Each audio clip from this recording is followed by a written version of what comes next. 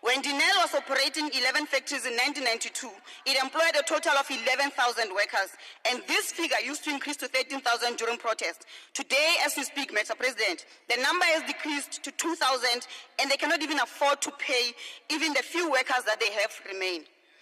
With modernization, efficiency, and wider mandate to deliver services and engage in industrialization, the few strategic state-owned companies like DENEL, Transnet, Post Office, ISCO, SAA, and ESCOM should employ close to 5 million people in sustainable jobs with living wage. 5 million jobs the private sector will never create anytime soon while you are still alive and even beyond your life.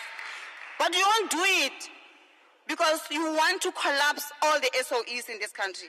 There is a bid window after bid window being opened to make space for your independent power producers with their parasitic relationship with ESCOM.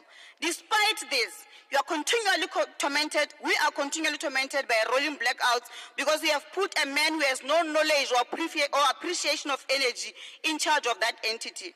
In the last 2 years, South Africa experienced worse load shedding than what we saw in 2015. We are told to get used to it because load shedding will be with us for more than 5 years when others were fired because of load shedding. In 2017, before your term, Mr. President, DENEL reported revenues of 8 billion rands, a profit of 333 million, and was able to service its salary bill in a year. Today, DENEL did this and still had a cash at hand of 2 billion rands. Today, as we speak, DENEL can't even pay salaries for their people because Mr. Gordhan took over in 2018 and destroyed that entity.